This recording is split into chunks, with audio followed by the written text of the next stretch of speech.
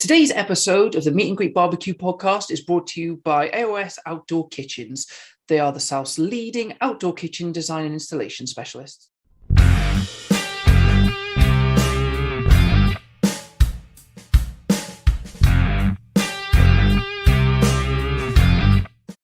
Welcome to another episode of the Meet and Greet Barbecue podcast. Today we are graced with the presence of John Wilson 68.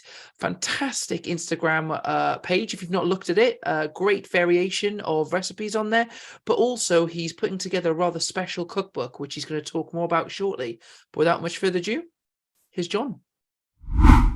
So John, thank you so much for taking the time to speak to us today on the Meet and Greet Barbecue podcast. For anyone listening, introduce yourself. Who are you? How can they find you?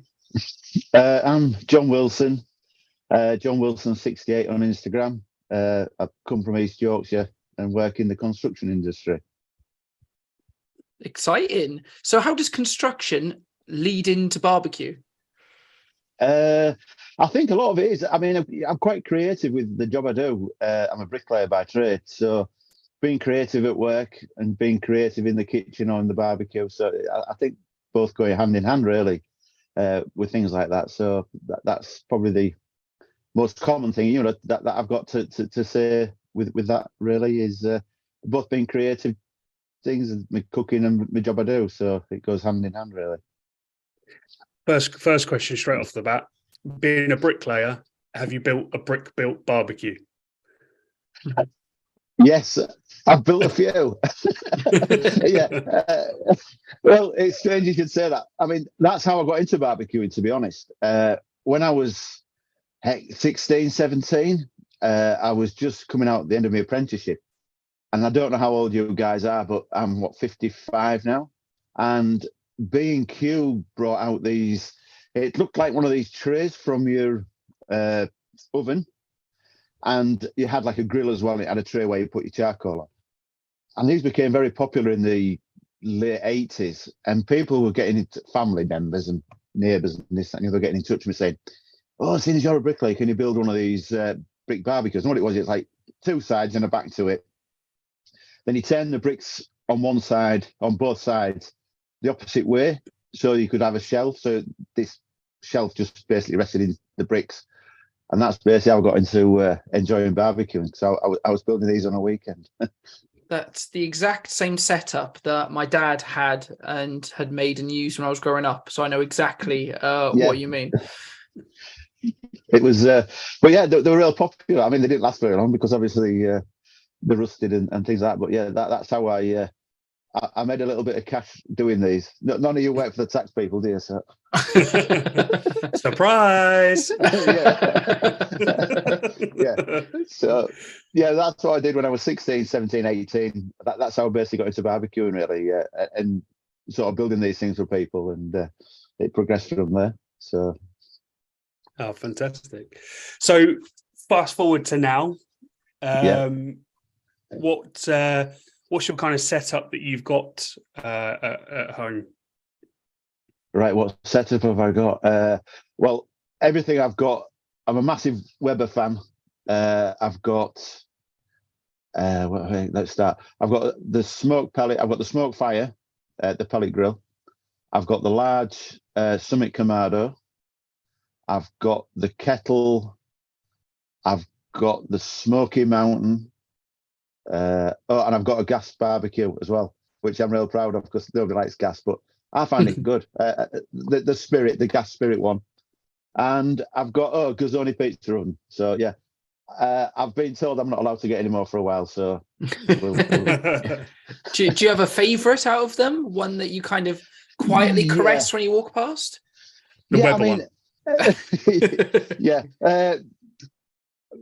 Until I got the Kamado, the Summit Kamado, I think basically the kettle Weber, I don't use it as much now, but my favourite now is obviously the Kamado. They're a big piece of kit, but it's superb. They're a brilliant piece of kit. So yeah, that is my favourite, really. But I have a real soft spot for the kettle barbecue as well. So, how did you find when you first got the Kamado moving across onto using that? Because they are quite a different bit of kit to get used to and use. Yeah, it was difficult. The consumption of charcoal, the heat retention in them is phenomenal. Obviously, just using the kettle barbecue and things like that. But no, it did take a couple of months, and I was at one point thinking, "Oh, this is driving me mad." I couldn't get into it because all I've ever used was a kettle barbecue, really. But once you get into it, and I've had a lot of guys off Instagram obviously know that I've used these and ask me questions and advice, and I just sort of tell them as it is. I mean, I'm not no expert at all, but I just tell them how I do it, and it seems to work for them as well. So, but yeah, they were difficult to get used to start with, but no, it's fantastic, and plus it saves you on charcoal as well because the consumption's really good. So. And of course, big part of kind of the British barbecue community is really it kind of exploded since 2020 and everyone had to go through then, but they got more time to be able to engage with barbecue and everything. What's your journey been like over the last few years, and how has your barbecuing kind of progressed? I was one of these. I would never get into social. I was never a great fan of social media. Really, I've never really was into the Facebook thing or Instagram. I use Twitter now and again, but a couple of years ago, my partner, she got me some rubs and this, that, and the other from Angus Oink, and they sort of sent this thing through. Any rubs, any dishes you do, just tag us in, and they had a thing on the bottom. I thought, well, I'm going to go into that. I don't really fancy doing bits and pieces, but I sort of put the rubs on the table and took a photograph and put it out there on Instagram. I did have, obviously, that's why I'm John Wilson 68. I've never really changed it from then. And the amount of people were saying, "Oh, that's great. What are you going to do?" And I'm thinking, I've no idea.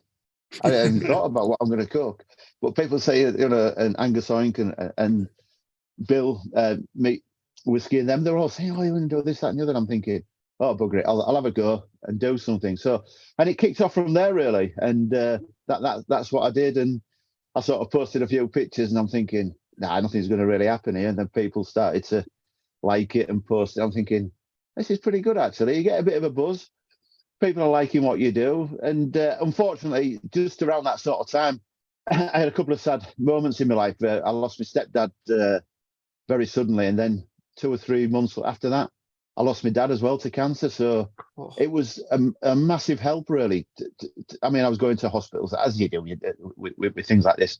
And I was coming back and you were feeling dead shit, really, and about stuff. And I used to just come in the garden, you crack your barbecues on, do what you need to do, and you can just lose yourself a little bit. And it was a massive help for me through the grieving process and just helping, just get over things and just taking your mind away from stuff. So that's what the Instagram and the barbecue has done for me at the very beginning. That was brilliant, and a lot of people supported me and this and the other. So it sort of come round to me, and I thought, yeah, it's a special place to be. It's a special, and obviously my thoughts on social media now have totally changed, and I'm really enjoying it. So yeah, it's been good. A lot of positives have come out of it.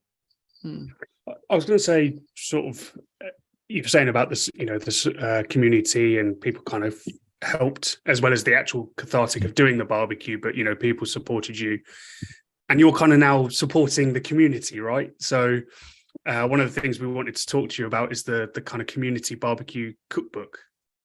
Yeah, that's that's something that started off. Well, I've got a massive fascination. Well, no, it's not a fascination. It's an obsession with cookbooks.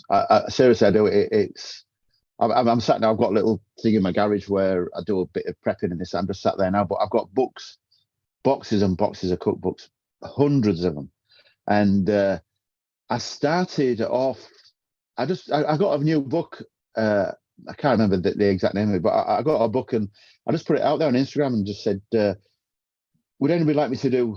I've got this book. Does anybody want me to do this review and sort of tell you a bit about it and show a few recipes?" And it's quite surprising how many people said, "Oh yeah, I haven't got that book," and yeah, it'd be great. So I started doing these on a weekly basis, and it just grew from there. It just exploded, really. And then I ended up on the Sizzle show with Cork, and he interviewed me about the book review club as it started off, and was having a bit of a chat and this, that, and the other. And people were saying, "Oh, you want to bring your own book out?" I never really thought any more about it. And then Paul from Flames Barbecue said, "Why don't you do it? Why don't you come up with an idea and sort something out?" So the idea was obviously just after losing my dad, that I wanted to do something to help a charity, Macmillan Cancer. And I'm not built for running or biking up and down the country. I was never ever going to do something like that. So I thought, well, what I could do is I could do this cookbook. I could do it for charity. Well, 2 charities, but I said the Macmillan, obviously, to support the people who helped my dad and our family through the difficult times. And the other charity is Young Minds, mental health charity. So it's sort of an idea started, and then I put it out on Instagram, and it just went crazy. It just went absolutely crazy. And it's just grown from there. So as we are at the moment is I've spent the last 8 months collecting recipes in from everybody who wanted to. I mean, there was no rules. You didn't have to have 1,000 followers plus or anything like that. It was just anybody who wanted to, as long as it's barbecue related, could submit a recipe, and that's what we're doing. So we've got all the recipes in now. We're just editing it all because we're going to self-publish it. So there's a few of us involved. There's me and my sister. There's Lee from Smokes Here. There's Paul Flames Barbecue, and there's Tom Smokeface Griller. They're sort of helping me on the admin bits and pieces, and just Lee was a massive help. He lent me. Well, he opened up his web page for people to put the recipes submit to. So me and my sister now we're just editing it all up, and we're going to self-publish it. But it's one of them things. I've never done this. I mean, heck, I was no good at school. I got a 0 in English, so my book writing skills is O+.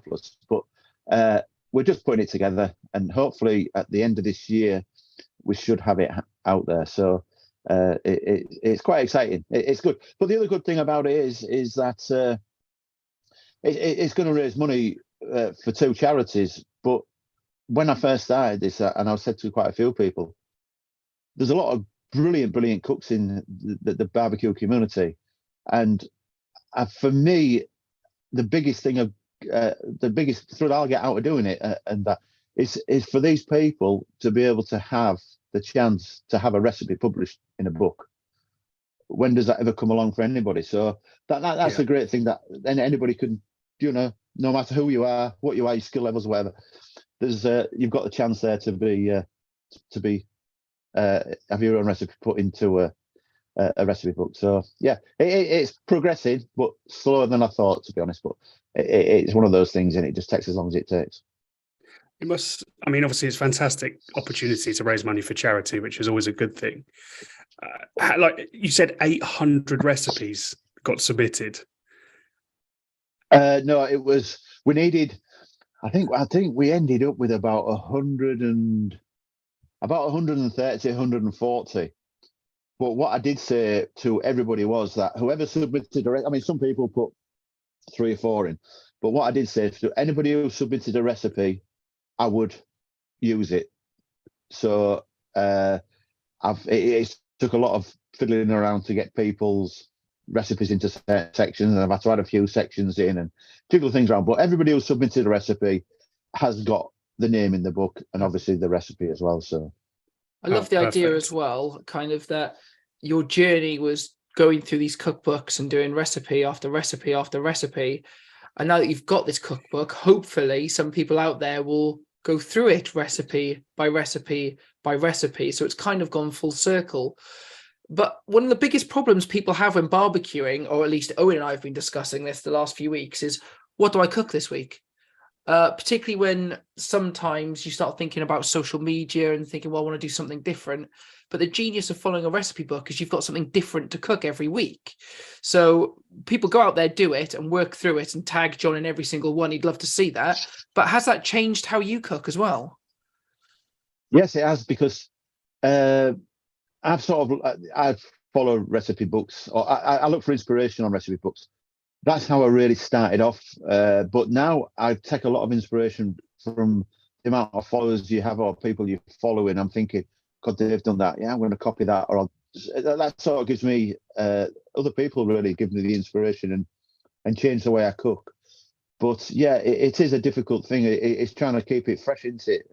Every time when you cook stuff. And unfortunately for me, my partner, she's vegetarian, and there's only us two in the house now because the kids have got to university and that. So it depends what I can cook.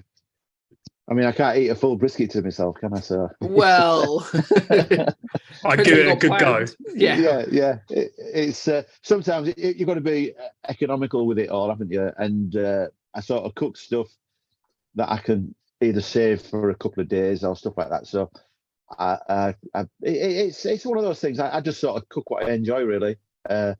Whatever's in the fridge or the freezer, or I'm walking around the supermarket, or I speak to the butcher and get stuff like that. But yeah, hopefully when the book comes out, people can follow it, because there's a lot of varied recipes. And I mean, there is honestly some cracking recipes.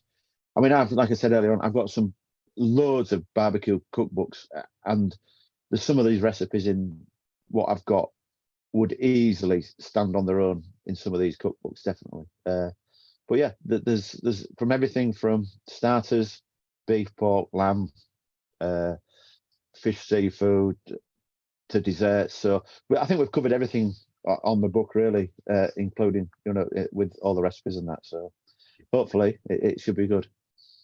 And did you say by the end of the year you're hoping to be able to kind of release that? Yeah, hoping to. We was hoping to do it by the springtime, but I didn't know how long it'd take. Well, I didn't envisage how long it'd take to get all these recipes in. That was the thing. And I kept setting a deadline in my mind. I'm thinking, by September it'll be done. And it's just difficult because when we started it was in April, and then you had the summer holidays, and then people were busy doing festivals and this, that, and the other, and people have their own lives to lead. And then I see people saying, I want to do a recipe for you. I said, yeah, well, just forward it to me, and then they forget, and I've got to remind people and things like that, which is only natural. I mean, people have busy lives as well. So it just took a lot longer. So we give the deadline of the end of December, which was probably 2 months later than I first envisaged it happening. So we're a couple of months behind, but then I've got to edit it all and put it all into some sort of order and things like that. So we're doing it arse about face, really, because most of these authors, I think, have all the recipes and they cook them all and do them themselves. We are sort of importing recipes from other people, so we don't really know what we're going to get. So it's all a bit backward, really, but it's working. So good. Oh, we can't wait to see the finished article.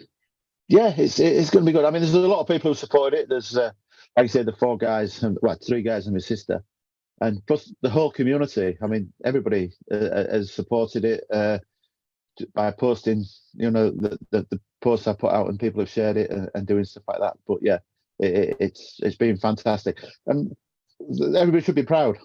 Everybody should be proud of the whole community who's been involved in it. Should be proud of what they've put into it and things like that. And I can't thank people enough, really, for doing what they've done. So, right then. So, what we'd like you to do: best and worst recipe submissions. No, not really. But what I would love to know is you put out so many great stuff on Instagram, and just looking back, you had your 500th post recently where you did the lamb burger, but you have a real mixture of what kind of you're doing and putting out there. At the moment, what's your favorite thing that you've cooked recently? Favorite thing I've cooked? Possibly last week. I'm very fortunate. I'm ambassador for Yorkshire Meat, and Gavin, who was the butcher there. And I'm not just saying it because I wouldn't put my name to people's products if I didn't think they were that good. But he sent me some pork, and I did it on the rotisserie on the Weber. And seriously, it was superb. So at the moment, yeah, pork for me. Roast pork I've only just got this rotisserie as well for at Christmas, so I'm spinning all sorts around on it at the moment. So it's but yeah, the pork was one of my favorite things at the moment I've been cooking. So, but a burger, I did a burger tonight. That was my 501st post was tonight, and I had some lamb, and I thought, I'm a sucker for burgers. I think most of us are, aren't we? So but I just like to mix it up a little bit, a few different flavors and things like that. So it's the rotisseries are awesome. Just going back to that present, isn't it? It's so good. Oh, yeah. I mean, I had one for my gas. I've got one for my gas barbecue, but I know people moan about and say gas, but gas was easy for me because when I've been working on a building site and you're coming home on a night time and you're thinking, all I want to do really, and that's the beauty of barbecuing, is I just enjoy cooking outside. No matter if it was on a gas barbecue or the Weber kettle or whatever, I just enjoy being outside. And plus, my missus ain't going to moan when there's smoke going all over the house and things like that. So it makes life a little bit easier. But no, I had one for my for the Spirit, and yeah, you can do kebabs on it and this and that. But once I've got this one for the kettle, yeah, it's a game changer for me. Is that it's just a shame. I did ask Weber why they haven't done one for the Kamado, and they didn't really say really why they hadn't or they weren't. It's probably something they're going to look into. I don't know, but it'd be brilliant if they could bring one out. We've not really gone in depth into kind of rotisserie cooking. We've talked about a little bit, but what's the big differences you get out of using a rotisserie if people haven't used one before, and why does it enhance what you're doing? I think with the pork is, as it's obviously spinning round, it's basting itself all the time. So as it goes round and round and round, it's just obviously the juices and the fats and that is just keeps basting the meat. And it's getting that even cook as well, isn't it? You don't have to touch it. You just switch it on and let it spin round. And I usually do the two basket, basket either side type thing. And I have a drip pan in the middle and just do it that way. It's a simple way of cooking. You don't have to, I've put a probe into it, set that up, and then you just leave it. And hopefully it don't fall off or everything like that. It just keeps going around. So yeah, it's a simple way of cooking, and I think one of the best ways of cooking at the moment for me. It's perfect. It's I love it. I love the rotisserie. Yeah, I agree. I've got a rotisserie for the Weber kettle, and I've been doing a lot of shawarma or shawarma style kind of, lots of chicken thighs squashed together. Yeah. And yeah, you're right. It obviously as it bastes itself, but I think with something like pork, it gives it a really good crackling because again, that constant spin and but even with chicken, you get some nice sort of crispy out bits, but it's still really moist in the inside. So, and it is almost a press the button and just let it, and it's quite cool to watch. Yeah, it is. Yeah, I see. I'm very impatient. That's probably my worst thing about barbecuing. I mean, people say if you're lifting the lid, it's not whatever. I can't remember the saying they say, but I'm forever. I'm a nightmare. And I'm saying that you shouldn't lift it. You shouldn't lift it. And what I do, lift the lid up and put it back. That is my biggest problem.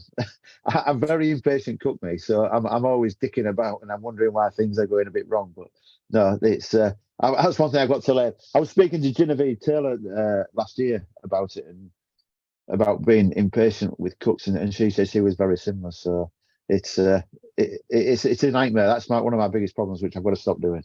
I think anyone who's sat there and has accidentally overcooked something because they've not checked, straight away, you go the other way. That's the problem I had. You overcook one thing, and now I'm constantly having to say, no, you're not allowed to look to check. You're not allowed to look for check. I'm guilty of, on my Kamado, having a torch and shining the torch down the vent at the top to try and see how things are coming along, so I don't have to lift it. I'm awful, but it is, looking's not cooking, is it? That's the saying you're looking for. No, that's the saying. Yeah, it's like when you used to do Yorkshire puddings. I mean, I've spent years trying to perfect Yorkshire puddings on a barbecue, and I've finally done it, which was a massive thing for me the other week. And I thought, God, this is brilliant. I can actually cook a Yorkshire pudding. Coming from Yorkshire as well, I can actually do it on a barbecue. But yeah, it's like in the oven, isn't it? When you ever put Yorkshire puddings in, I was a nightmare opening the door, looking in. I mean, we never had an oven with a light in, so it was.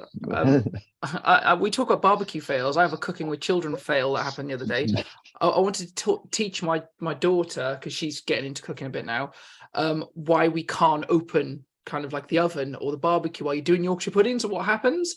The problem being, so I was like, okay, we're 15, 16 minutes in. We've got this huge kind of bloom.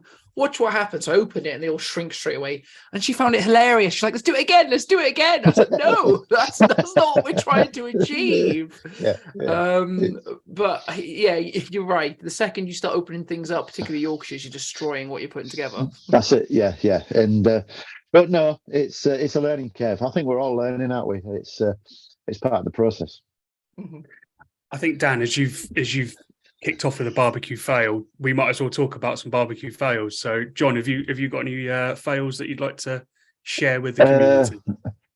Yeah, I mean, one of my nemesis for years was short ribs.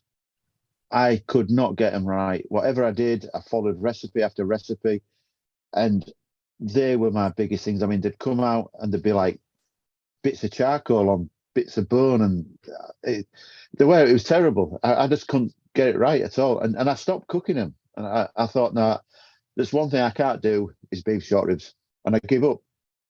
And then I got a cookbook from Kevin Bloodsword, you know, the guy from Los Angeles. He has a couple of restaurants. Well, I was very fortunate. He sent me, which unfortunately I can't use, but he did say I could use his beef rib recipe for the cookbook. And we sort of went down the routes of using it, but through copyright bits and pieces, we couldn't. So unfortunately, we can't use his recipe. But he was giving me a bit of advice. And I thought, right, I am going to conquer this. So it went from a barbecue fail to a barbecue, positive through him, really, just saying, do this, do that, don't do that. And it sort of worked. So yeah, now I can cook beef short ribs. Well, I've done it once. Well, what's the top tips? What were you doing wrong before, and what did you tweak? I don't know. I think it was just one of those things of where whatever I tried, I was probably overcomplicating it. I think I was overcomplicating it. I was probably running a bit too high, the temperature, things like that. He didn't wrap his. I've wrapped them. I've sprayed them. I've done all sorts, but he just left it. He just said, just leave it. Just cook it at, I can't remember what temps we were using then, and it just sort of, don't go too mad on the rub sort of side of things. I think I just used salt and pepper, I think, on the ones I did. And they came out perfect. And I thought, well, yeah, that's it. Trying to overcomplicate things. And that is probably sometimes a problem. A lot of us sort of go down the route of overcomplicating things. And I think that was it. I think I was getting a bit bamboozled by, I think you start looking at things on the internet and you start reading books about recipes and looking at YouTube and this and the other, and your mind starts going mad. And you're thinking, oh, I haven't done that and I haven't done this. But once I talked to him and he said, just cut it all back, just go more to the basic method. And that's what I did. And that worked. So it's a lesson learned there is don't overcomplicate things. Did you use a water pan? Yes, I did. I used a water pan on it. Yeah. So, but I think at one point, it ran out of water. I think that's one of the problems I had. But it's all fun and games, isn't it? Definitely. I actually had a barbecue fail last night through sheer greediness. Oh. Yeah, I fired up the pizza oven and I basically cooked some pulled pork a couple of weekends ago and portioned it out, trying to make it last. So I decided to have pulled pork pizzas, but there was more than the portion's worth. And I didn't want to waste it, so I chucked so much of it on the pizza. It was almost like a mound of. But then, as I was kind of turning the pizza in the oven, the pizza oven, it kind of split in half. So I then had to try and rescue a half-cooked pizza out of the pizza oven that was getting stuck to the stone. And yeah, I ended up with very crispy edges and a very, very doughy bottom. So I've just got to stop putting so much. Toppings on. Yeah, I've had the same thing though with my rock box. I slid it off the peel, and half of it kept on. So I thought, what do I do now? And I thought, I'll tell you what I'm going to do. I'm going to make it into a calzone, and I flipped it over. So the top landed. It sort of folded itself into a pasty shape, and I thought, well, it's either going to work or it's not. So, to be honest, it wasn't too bad, but it was just halfway. Within seconds, I thought, what do I do? Am I going to throw it all in the bin, or am I going to think on my feet here? So I just flipped it over, and luckily enough, it just flipped over and made into a pasty. But I'm exactly the same as you. Is I put topping too much on it, and then it's a disaster. But well, you see all these kind of perfect looking pizzas, and you see these pizza vendors and stuff that have the rock boxes, and it's literally just a bit of cheese, tomato, and a bit of basil. I just load it, so much. Yeah, that's how you just said that. It's overcomplicated, isn't it? Yeah, I'm opening the fridge and I'm thinking, I've got some of that, I've got some of that. I go to the supermarket, I'm buying pepperoni, salami, all sorts of stuff, and I'm thinking, do you really need it all? And then I've sweated some onions off. Do you really need that on it? And I'm sort of in the end, I'm thinking, Johnny, you bloody idiot. Just calm it down and just use the bit, like you say, a bit of cheese, tomato, basil, and that's it. Really, it's simple, isn't it? I actually blame Asda Pizzas for that, because unlike other pizzas, they've got a very generous topping to base ratio. So it just instantly just makes me want to put a lot of toppings on, because I like an Asda pizza. I have an embarrassing barbecue fail, which I don't think I've told Owen about, which I've done recently.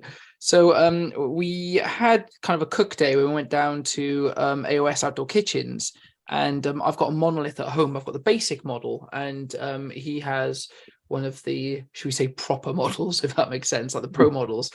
And his vent looked different. I noticed that you could lift it up and open it 100%. And when I ordered mine, it always said, I had a locked vent. I didn't really know what that meant, if that made sense. But it meant you could heat things up much quicker and you get much higher temperatures, and you weren't kind of slaving away to get like the proper hot temperatures for things like pizzas. And I got home and I kept looking at it. I was like, oh, please don't tell me this is the case. I've owned this for over a year. I've owned it for over a year. So I deliberately didn't touch it for months, thinking I can't, this can't be the case. And then the other day I was like, I'm just going to try it. And whereas on his, you just pushed it back and it opened. I was like, if I lift that and twit, oh my God, I've owned this for over a year and I didn't realize you could fully open the top vents. You could only get it to half moon. I loved my Kamado before, but now it's changed my life. I can do that. But it's amazing, isn't it? Always fiddle with your equipment, right? It's better to break it and fix it than to be embarrassed because you're not using all of the options it's got on it. Yeah, that's it. Totally agree. If you've been looking or thinking about an outdoor kitchen, then look no further than AOS Outdoor Kitchens. They are the South's leading outdoor kitchen design and installation specialists. Their extensive showroom is based just outside Bournemouth on the Dorset-Hampshire border, and as well as numerous in-store displays, also features a live outdoor kitchen where they cook every week on Kamado grills, pizza ovens, and all filmed and shown on YouTube. They offer a wealth of knowledge on how to transform your patio into the most incredible outdoor dining area, with styles and options to suit every budget, and you can guarantee they will be able to create something perfectly suited to you and your home. They stock and supply everything that you're going to need for outdoor cooking, including barbecues, Kamado ovens, pizza ovens, outdoor fridges, and every accessory that you would need to become the ultimate outdoor chef. So if you want to make yourself the envy of your friends and neighbours, get in touch with them today to arrange a consultation and take the first step in transforming your back garden into the most incredible entertainment space. Visit aoskitchens.co.uk. So, what's your plans for 2023 in regards to your kind of barbecue journey, John? Well, first and foremost, to keep enjoying it. Really, obviously, I've got my book to do, and that it's just I just enjoy it. And I'm part of the Barbecue Up North team as well with Ryan. So we've got a few bits and pieces to do there. He's got his festival in May time, I think it is. So yeah, it's just basically just enjoy what I'm doing now and see if I can't get what I am going to hopefully do is obviously I've got this book coming out at the end of the year, and I'm one of these that I start thinking of the next thing before the first thing's actually finished. So now I've got an idea now of this, because people keep saying to me, once I've started this, are you going to do a follow-up book? You've got all these recipes, are you going to do another book? I'm thinking, I haven't got the first one done, but then your cogs start turning. I'm thinking, yeah, I want to do a second one. The first one's going to be good, but the second one's going to be even better. So yeah, I've got an idea there for the second book once I've got this one sorted out. I don't know, I've got loads of things really. I'm a big believer in, well, that's one of the charities is the Young Minds Mental Health Charity is for kids. And I think kids nowadays, there's a lot of pressure on kids from all ages really to do well at schools, and I think there's loads of pressure on kids from all walks of life and different situations. And one of the things I was talking to somebody else about would be I'd like to be able to set up something where you can sort of go to, I don't know, schools, youth clubs, and sort of get kids involved in barbecuing or just cooking outside. So that's something that I'm probably hopefully going to look at some point this year to see how we could do it and if it's viable to do it as well. So that's something that I'd like to sort of start doing. I don't know how to do it, but it's just an idea. But so was the book, and that's sort of taken off. So that's just something I'd like to do, and I'm hoping to set up a proper charity of some sort with the barbecue community involved as a name type thing. So my sister and a few legal people are sort of looking into that at the moment as well, is to sort of set up a proper charity to do these books and probably other bits and pieces and generate charity money for other causes as well. So that's something that I'm looking at doing. So it's just keeping busy and giving back, which is obviously yeah, again, just that's an admirable thing. It's I think that's it. I'm what 55 now, and it's been an eventful life I've had, and I think if you can't help people through your experiences and bits and pieces that you've picked up along the way, I think I've come to that sort of age now where I've had a lot of experiences of various things and this, that, and the other. And I think you've got to go through a few traumas in your life to come out the other side a better person. And I think I can probably now, hopefully, with what I know and the experiences I've had, that you'd be able to give back to other people as well. So that's what I'm hoping to do. So it's but it's one of those things. Just watch this space. I don't know. It's just ideas. Hopefully they'll materialise. But that's a few things that I'd like to sort of go down there and just enjoy cooking. So sounds like it's going to be a very busy 2023 for you. Yeah, I seem to go in fits and starts. I mean, many years ago, a midlife crisis. Do you have midlife? I was 26 anyhow. Do you have midlife crisis at 26? I think I did anyhow. And I went off, and unfortunately, I got divorced and things like that. And I thought, what can I do now? The building trade I was in was falling on its knees in the 90s. So I went and bought a pub. What do you do? Yeah, I'll go and buy a pub. I've always wanted to run a pub. I thought it'd be brilliant. When I was a kid, God, I'd love a pub. So I went and bought a pub. But I always need something to do. And that's another thing where the barbecuing came into more of a professional side. Really was when I had my pub doing barbecues on a Sunday afternoon and enjoying the company of people, doing it for more of a social thing, really, which was brilliant. There's no better feeling, I don't think, if you can have a group of people who are giving you a few quid and sat there and enjoying what they're eating. And that was back in 96, 97. But yeah, I bought a pub, as you do. As you do. As you do. As you do. Yeah. One afternoon, just sat there looking at the paper, thought, oh, that looks all right. It's local pub to us. I thought, I need something to do. Right, we'll go. I'd never worked in a pub in my life. But yeah, it didn't work out very well. I went bankrupt after 3 years, but hey ho.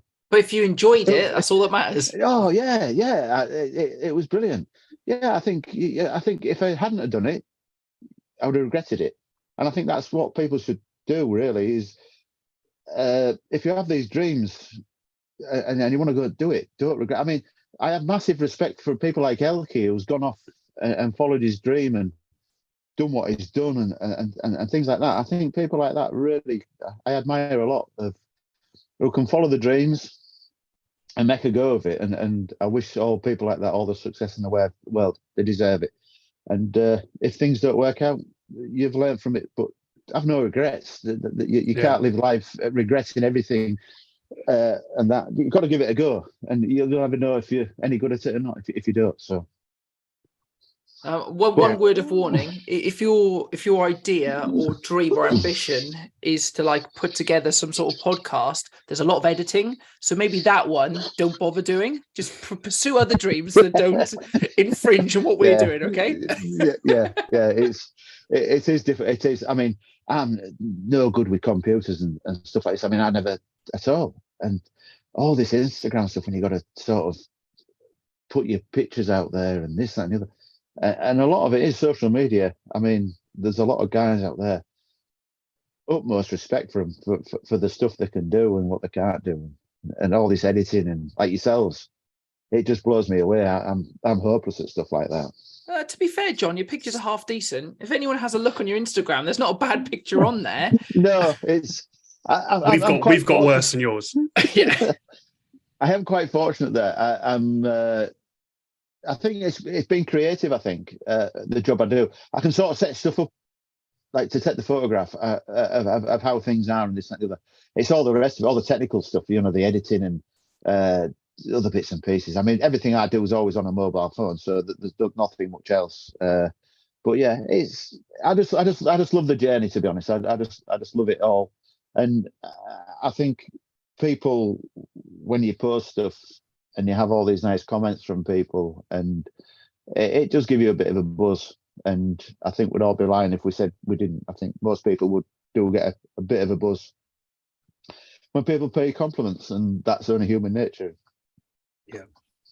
So you've obviously mentioned you're working with Barbecue Up North, Ryan, and yes, he's got an event in May. Are you going to be kind of getting out and about as we come into kind of barbecue season and all the festivals? Are you visiting many places this year? I haven't got anything planned yet. I'm going up to the one in Preston, the Barbecue North at Ryan's Flame Fire Festival. I'm going up there. I don't know what capacity I'm going up there. I don't know yet. Nobody's asked me to do anything, so just enjoy it. Yeah, that's it. Just enjoy it, and that's it really. I mean, there's nothing really. I don't make plans as such of what. I just take things as they go. Really, it's the thing is with me workplace, because I'm self-employed, so unfortunately, my job is first and foremost, and the way the building trade is at the moment, it's just crazy. So a lot of time over the summer periods is taken up with work, even on a weekend. So it's a bit difficult. I've got to sort of, if I have a spare weekend, it's just sort of thrown on me.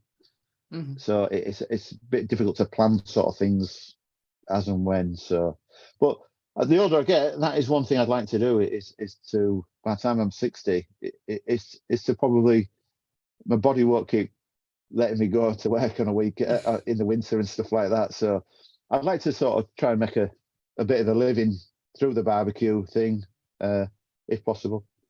There's not a lot around here, you see, where I am in East Yorkshire. There's not a great deal. Barbecuing is quite sparse.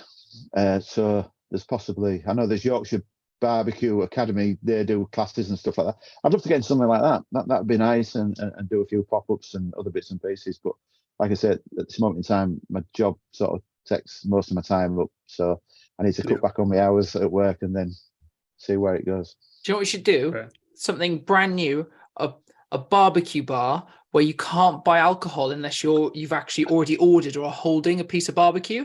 Big pit in the middle, you're constantly cooking, and people can go and buy their drinks once they've got the food. Yeah, that could work. I mean, it's weird, but the best ideas are weird, right? Well, yeah, of course they are. Yeah, that's it. It's strange where some people's ideas come from, isn't it? It's just all of a sudden, and before you know it, things work, and it goes and it flies. Some things don't, but it's. I mean, I will tell you a very quick story if I've got time. But when I had my pub, we used to get. It's all food related, but we used to get these vac packed of cabbage and potatoes and bits and pieces like that, and we got this big backpack of cabbage, and it was on a Sunday night, and I thought, I can't throw it away. So I deep fried it in our beef. This is about 9:30 at night, and obviously I'd had a few drinks. So I deep fried all this cabbage, and I was looking around the kitchen, in the commercial kitchen we had there. I was just throwing stuff on it all and took it out to the bar and put it in bowls. And this was before all this politically correct that people couldn't stick their hands in nuts and all the rest of it. But it was all before then, so you could eat what you wanted. But people were eating all this stuff, and they were saying, "What is it?" I said, "Oh, it's just." I mean, I was pissed. Don't get me wrong. I was telling people it was a secret recipe and this, that, and the other. So that was it. And a couple of days later, our local paper, the editor, used to come into the pub, and he was sort of asking people for stories. I think it must have been a bit of a crap time around where I lived. There was nothing much going on.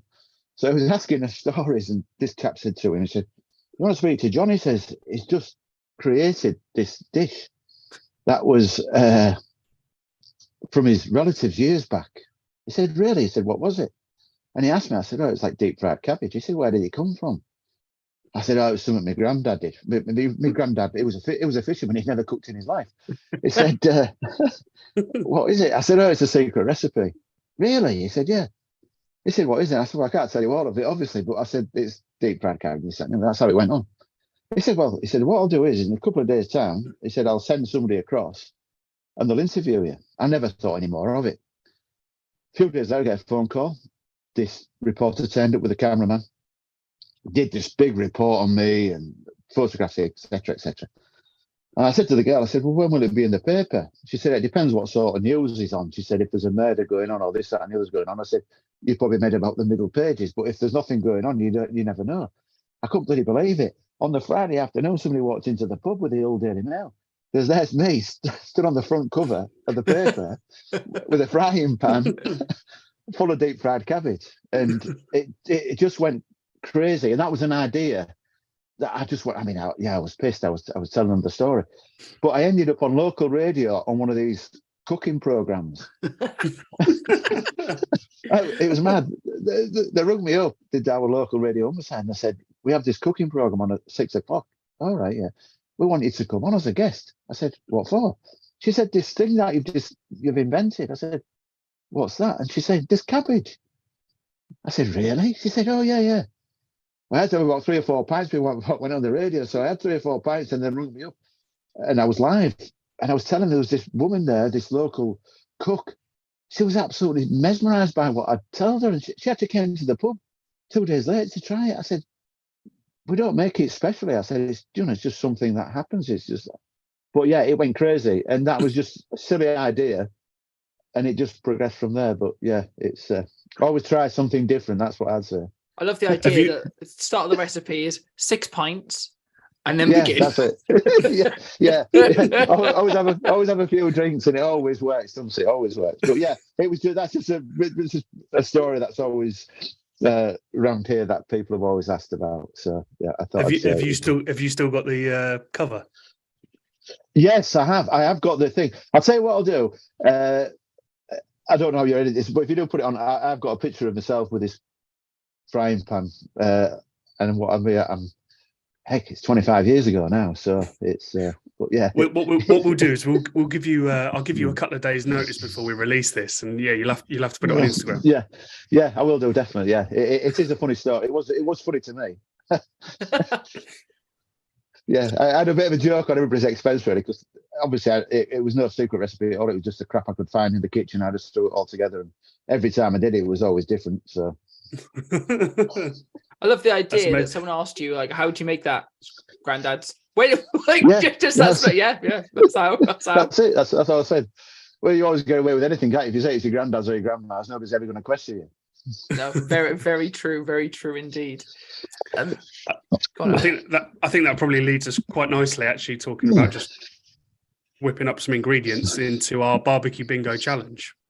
Barbecue Bingo is brought to you by Lumberjack Food Company, your ticket to Flavortown. Right. So what I'm going to do, so this section is actually brought to us by Lumberjacks Food Company. So they're a rub and sauce company in the barbecue community. So what I'm going to do is I'm going to share my screen, and there's going to be a wheel random ingredients to hopefully cook something creative. So,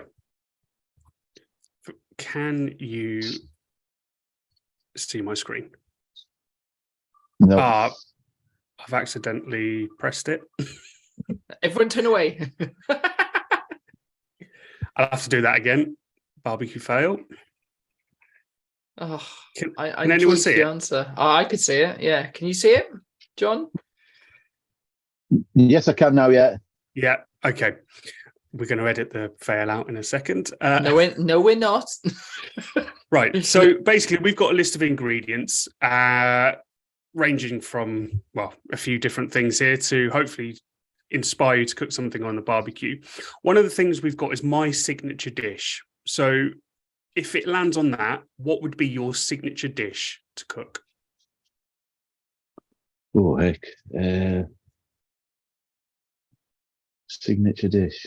Do you know what I think I'm would be a always- great signature dish? What, Do cabbage? the deep fried cabbage on the barbecue. Yeah, that could work. Signature dish. I'm always doing burgers, chicken wings. I like Asian food as well. I do quite a lot of Asian sort of curries and stuff like that. So possibly I'd say curry if that's there. Okay. If I can use that. Yeah, whatever you want it to be. Okay, so I'll give it a spin. What we'd also like to do, something we started in the last series, is we got everyone in the last series, once that we spun the wheel, we got them to leave an ingredient on the list, hopefully for the next person to do. So whilst I'm spinning this, if you can think of something to add to the list, that'll be great. Right. Okay. So, for example, things like chocolate buttons were put on there by a previous guest and things like that. So, okay, let's give it a spin. Here we go. In my head, I want this to land on Szechuan pepper, but it's not going to, is it? Right. Mint. That's good. I think that's a pretty versatile thing you can use there. Yeah. It would have gone well on your lamb burgers. Does anything come to mind for you? Yeah, lamb. Lamb. Yeah, lamb. Yeah, mint. I mean, you go straight away to lamb, don't you? So possibly something like that. Possibly a dessert if I could look at something like that. You could cook the crepe out of it. Hey, there you go. Yeah. Oh. Damn, the shit pun specialist. Well, you know. So what ingredient would you like to leave for the next guest? Well, anything like something. Could I leave something like black pudding? Of course you could. Absolutely.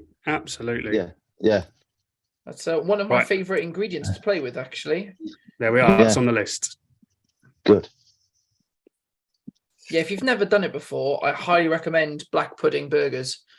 One of my favourite things to do with like any black pudding, if you've like done breakfasts and stuff and you've got little bits left over, firstly, not eating enough black pudding. But if you're making burger patties, just crumble it in and the extra flavour that adds is phenomenal. Love black pudding so much. I think it's barbecue stew. He's sent me he's actually submitted that recipe into the so good into the book. Awesome. So it's you can't beat black pudding. No, I agree.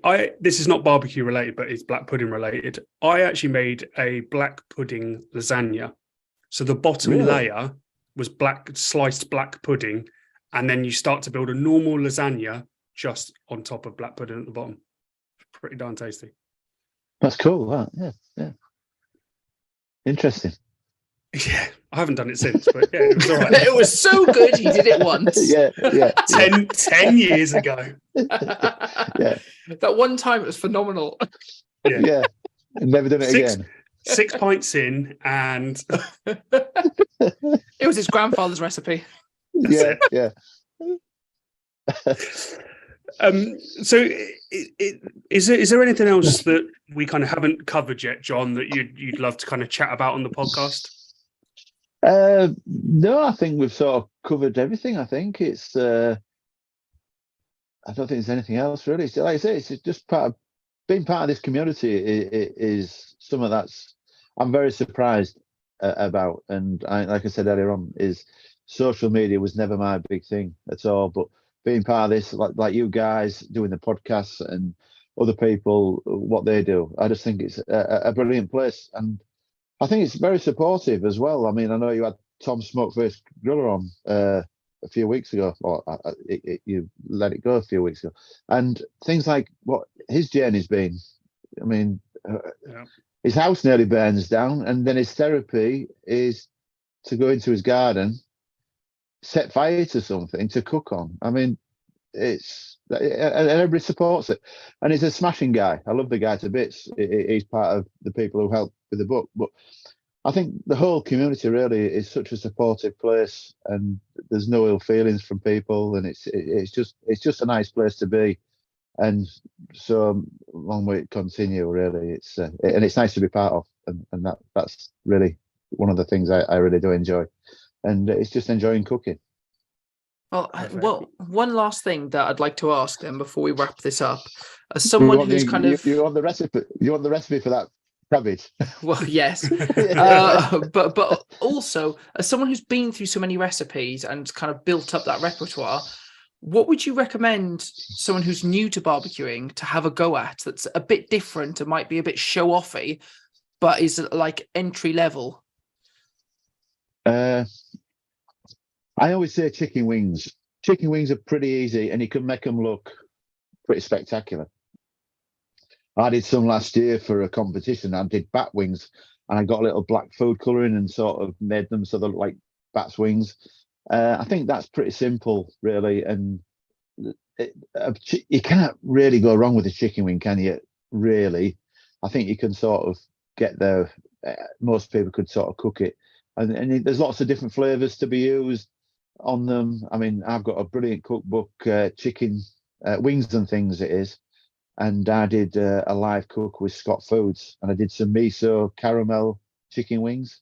Ooh. So you can go from one extreme to another, and I think a chicken wing is probably the easiest, and where you can diversify with a lot of different flavors is a good thing to start. I always try and do. I did a thing for barbecue up north where I did this big debate between gas barbecues and pellet grills and the charcoal grills, and I cooked everything, but separate things, obviously. But I use chicken wings and everything because it's easy enough to do, and you can sort of really work out how things are better and which are worst things to cook on. But yeah, I'd say definitely a chicken wing. Brilliant. Well, John, it's been an absolute pleasure coming on the podcast, and appreciate your time. One final time, can you just tell people where they can find you and more, where to find the cookbook? Yeah, it's what I've done is it's John Wilson 68 is my Instagram account, and I've also set up the Barbecue Community Cookbook account as well, which I'm going to keep posting things on there regarding the cookbook and things like that. So yeah, I'd just like to thank people who have helped and supported and submitted recipes to the cookbook. I really do appreciate it, and you're very, you should be all very proud of yourselves for being part of it, and that's really what I'd like to say to everybody. Right. Well, thanks very much for coming on, John. Yeah, thank you very much for having us. Great talking to you. All right, cheers. Thanks, guys. Cheers. Bye-bye. Cheers. Bye-bye.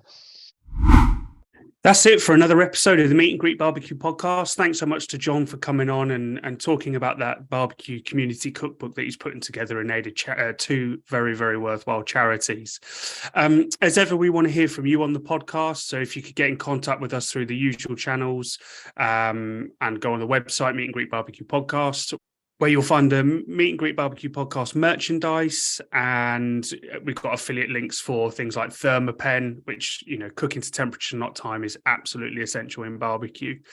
You can find us through all the socials on Twitter, Instagram, Facebook at Meet and Greet Barbecue Podcast. And until next time, keep on grilling.